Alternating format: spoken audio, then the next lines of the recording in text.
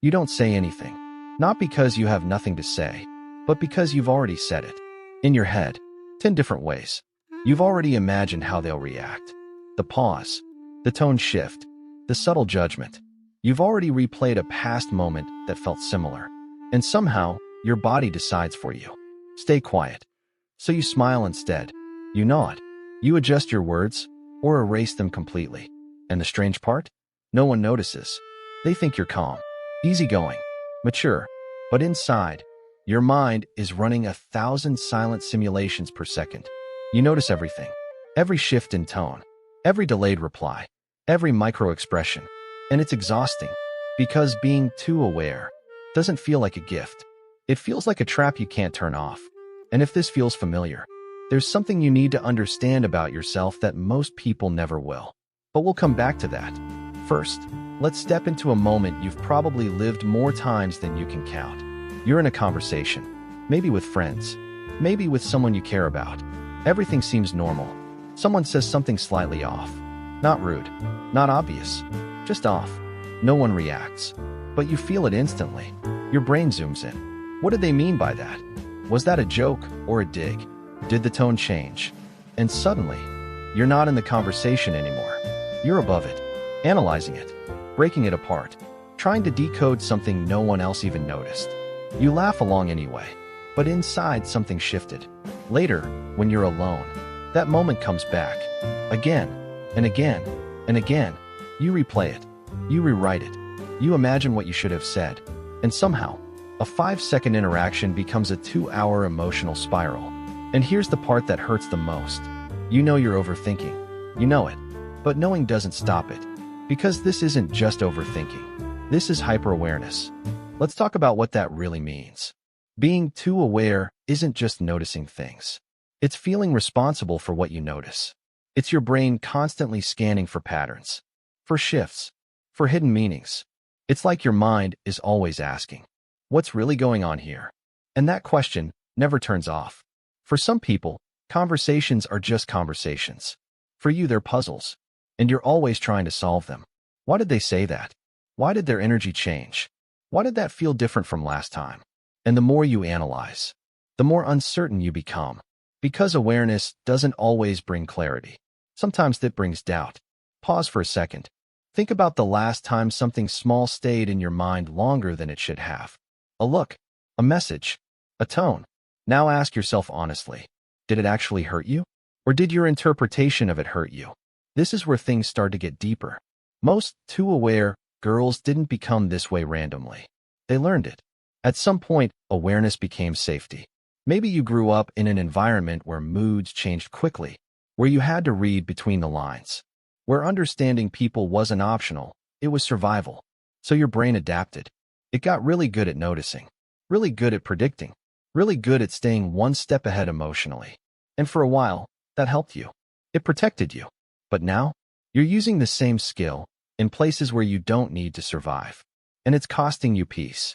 Because when you're too aware, you don't just experience moments. You dissect them. You don't just feel emotions. You question them. You don't just trust connections. You analyze them until they feel uncertain. And slowly, you start losing something very important. The ability to be present.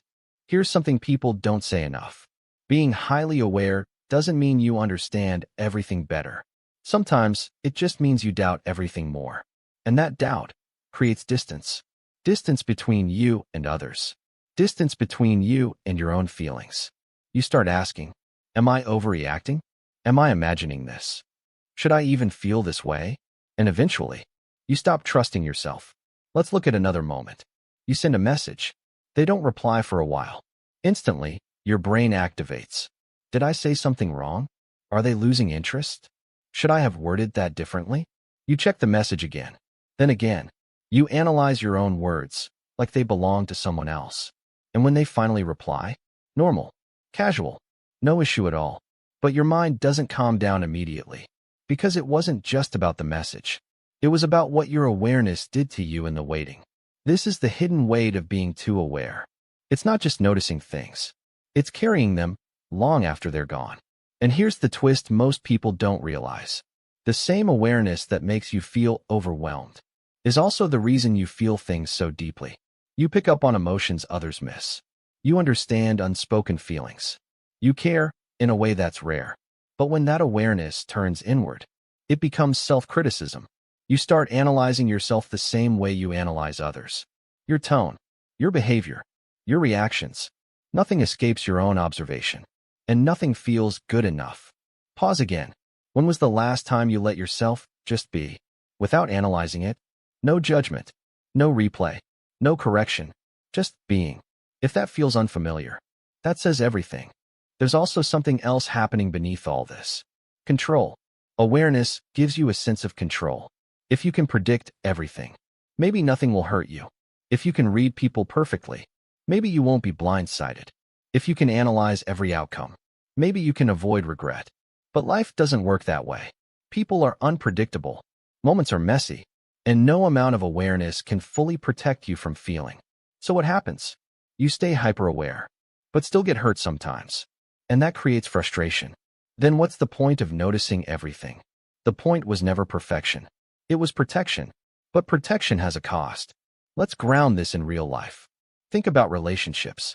When you're too aware, you notice inconsistencies early. You pick up on emotional distance before it's obvious. You feel shifts before they're spoken. And that sounds like a strength. But here's the problem. You don't just notice. You attach meaning instantly. They're pulling away. They're losing interest. This is the beginning of the end, even when it's not. And sometimes, that assumption changes how you act. You become quieter, more cautious, less open. And ironically, that can create the very distance you were afraid of. This is the loop. Awareness, interpretation, emotional reaction, behavioral change, outcome. And most of it happens silently, without anyone else even knowing. Now here's something important. Being less aware isn't the goal. That's not the solution. You don't need to become someone who ignores everything. You just need to change your relationship with what you notice. Because right now, you treat every observation like a conclusion, instead of just information. A tone shift doesn't always mean something is wrong.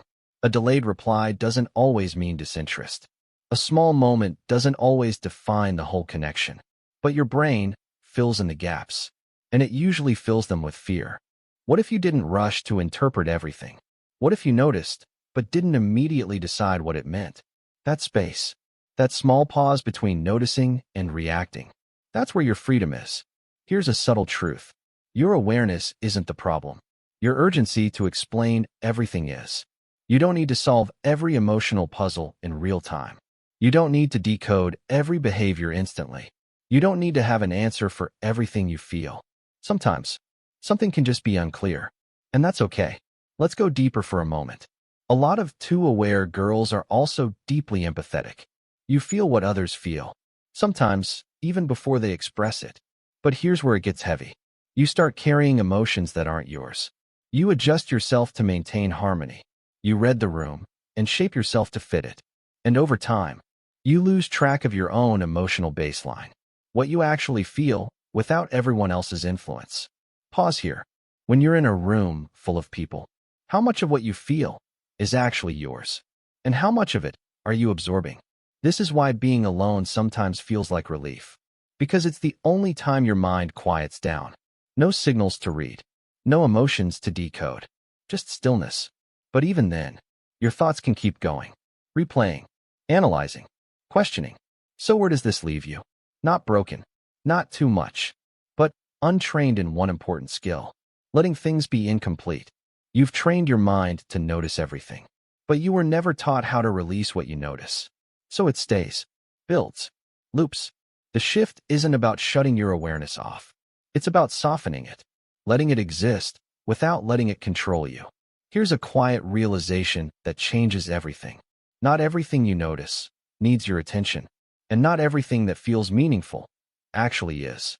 That doesn't mean your feelings are wrong. It just means they're not always facts. And once you start separating those two, something changes. You still notice things, but they don't consume you the same way. You still feel deeply, but you don't drown in it. You still understand people, but you don't lose yourself in the process. Because the goal isn't to become less aware. It's to become less overwhelmed by your awareness. And maybe, for the first time, you can experience moments without dissecting them. conversations without overanalyzing them, connections without fearing every small shift. You don't have to solve everything. You don't have to predict everything. You don't have to understand everything immediately.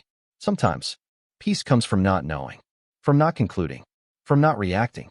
And if you've been too aware for a long time, this will feel uncomfortable at first, because silence in your mind feels unfamiliar.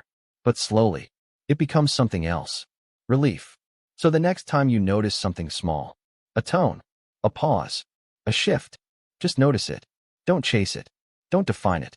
Let it pass through your mind, without turning it into a story. Because you're not meant to carry every detail you see. You're meant to live beyond it. And maybe the real strength isn't in how much you notice, but in how gently you let things go. Thanks for watching this video till the end. I hope you enjoyed it and learned something new. Don't forget to like, share, and subscribe to the channel. Comment below and tell me your favorite part. See you in the next video.